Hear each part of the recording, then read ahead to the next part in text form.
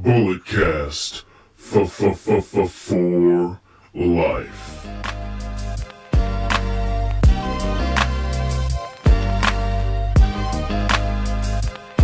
Hello, ladies and gentlemen, and welcome to the first ever Black Power ranking for the Bulletcast. So this is pretty much self-explanatory. I'm going to highlight within a week span some pretty interesting things that happen in the world of professional wrestling by African Americans. If I don't do this every week, it'll be once every other week or once a month. I don't know how this is going to go yet, but we're going to be on this journey together. But you know, the Bulletcast, it's a pretty big podcast. This is where the big boys play, huh? Thank you, Kevin Nash. So with that being said, ladies and gentlemen, let's get started. First up, Jason Jordan coming in at number 5. SummerSlam, the kickoff show, as you've seen on the 30 for 30 Bulletcast episode, please check that out. SummerSlam wasn't that good for Jason Jordan. He was in a kickoff show match with probably about 50 people in the arena. All right,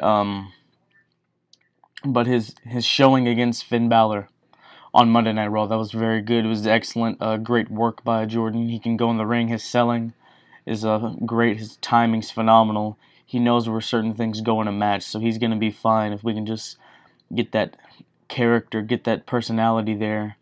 I mean, he's Kurt Angle's son, you know? Kurt Angle, one of the greatest characters and personalities in the business, so let's get that off and going. But like I've said before, give him the Rocky Maivia treatment. The fans don't like him as a face. Turn him heel, put a title on him, get him that real heat. I mean, he's super athletic. He can just do something athletic and smile about it and like be very cocky with it. All right, coming in at number 4 is Ember Moon. Despite the fact that she did not win the NXT Women's title at a TakeOver last Saturday, she had a great showing. The Eclipse, I love the move. It's one of the best finishers I've ever seen. Probably one of the best finishing moves in professional wrestling today. And when she hit that super kick on Asuka, like I've said before, it took me back to WrestleMania 28. Shawn hitting the super kick on Taker, then Hunter going for the pedigree. Like, I thought the streak was over. The same goes for Moon versus Asuka. One of the best matches I've seen, not just women's matches, one of the best matches I've seen.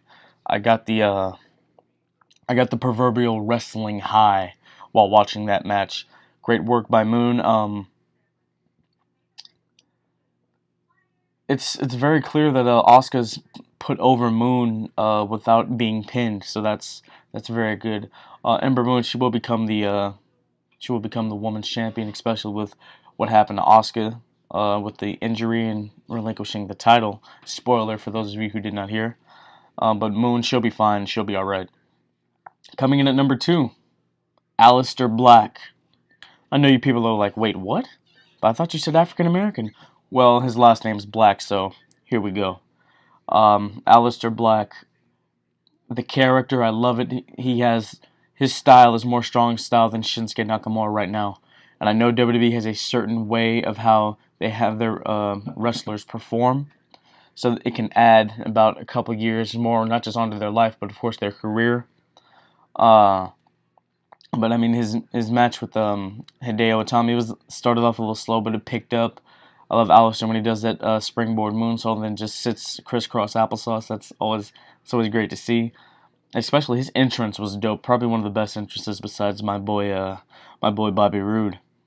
But Alistair Black, he's one of those guys where he could be on the main roster very, very soon. He may not even hold the NXT title, may just go straight up there.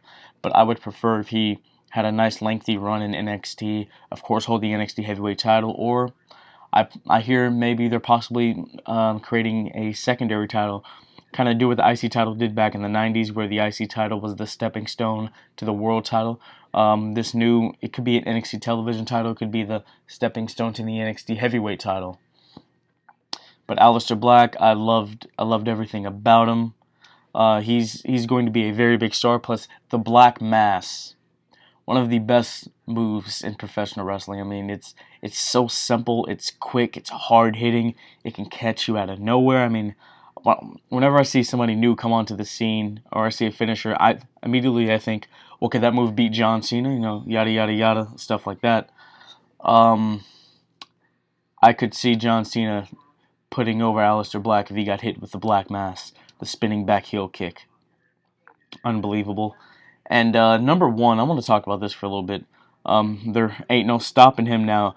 Ladies and gentlemen, one half of the world's greatest tag team. No, I'm sorry, it's not the Young Bucks. But of course, Shelton Benjamin. Shelton Benjamin has made his return to the WWE. He was supposed to return last year, but unfortunately, he had to have surgery because there was an injury that he sustained, and he had to have some work done. But Shelton Benjamin is back, and he is with Chad Gable, I guess the new American Alpha, you can call them, or American Alpha, or change their name. I don't know what they're gonna do, but this is a big hero for me. Shelton Benjamin, he's one of those guys where super athletic. He was young, he was great in the ring. A guy that could have been world champion if they had went in that direction, or if he had stuck around just a little bit longer before making his departure from the WWE and going off to Japan, wrestling with my boy MVP, forming Black Dynamite. But Shelton Benjamin, he's on his way. I feel like this run around, once the whole thing dies down with Chad Gable, maybe they win the tag titles, I'm not sure. But once this thing dies down with Gable, I want to see him as a single star. I want to see him hold the WWE World Heavyweight Championship. We have yet to have a African American WWE champion. I know people say The Rock, but he leans more towards the Samoan side. I mean, the last World Heavyweight champion we had was Mark Henry. Great Hall of Fame run, by the way, Mark. Shelton Benjamin, if this is the direction that WWE wants to go, I hope Vince pulls the trigger. I mean, it would be stupid not to be honest. I mean, Shelton Benjamin being one of the greatest athletes I've ever seen. I mean, he was in that whole just amazing class of performers down in OVW. I mean, you had Brock Lesnar, you had a young Dave Batista, you had Randy Orton, you had John Cena. They talk about those four, but they forget Shelton Benjamin was in the mix also. I mean, Benjamin and Lesnar used to room together. I mean, Lesnar said, "I'll come to WWE, but Benjamin has to come with me." I mean, that's awesome. Shelton Benjamin, he has had some of the greatest matches I've ever seen. Christian in '09 fighting for the ECW title.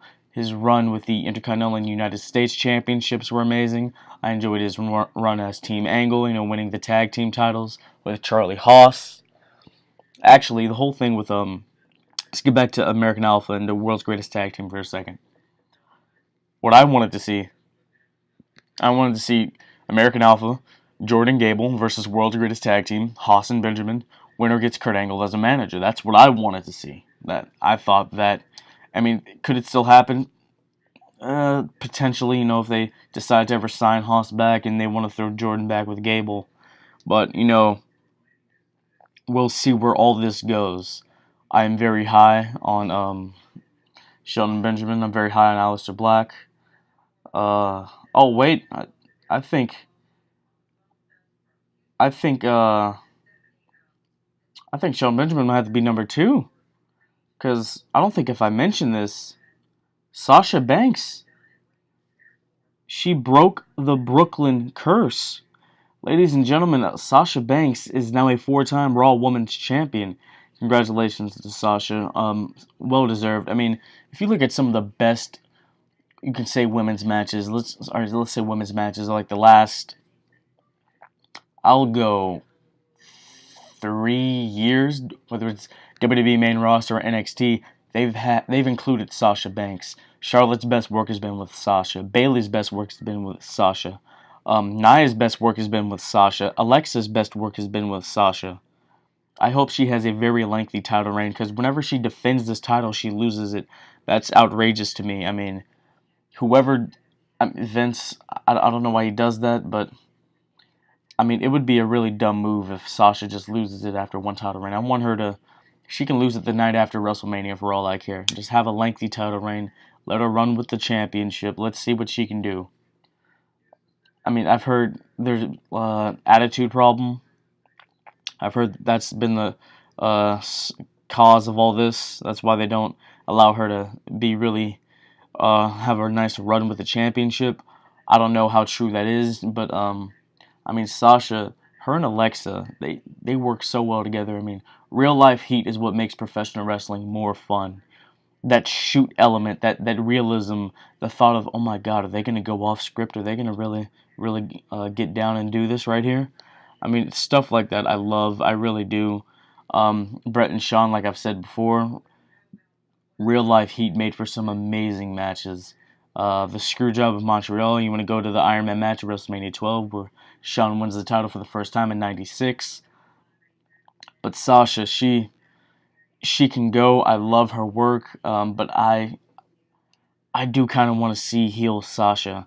I mean, I'm talking back to those NXT days where they're chanting Sasha's ratchet. No, she's not. When of course she thought they were chanting rat shit at her.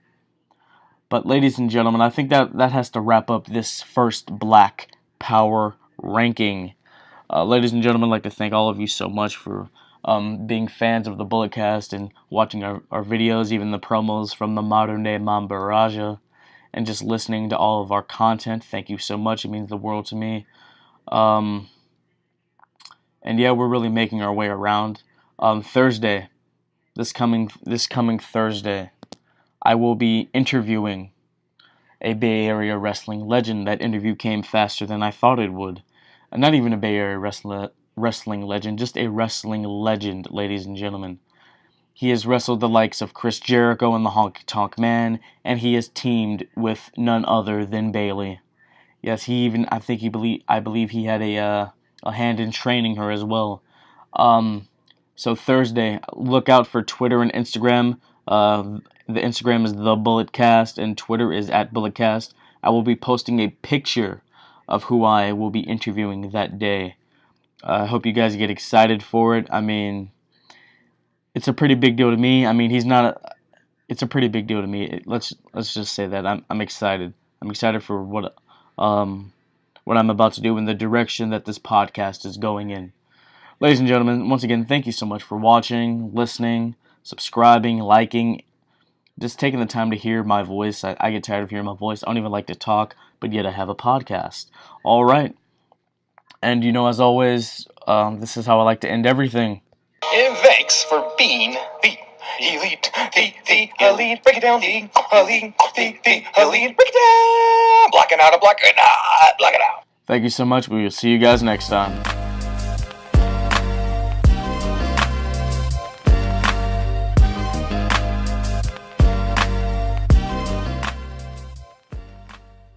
This has been the Bulletcast. Thank you for listening.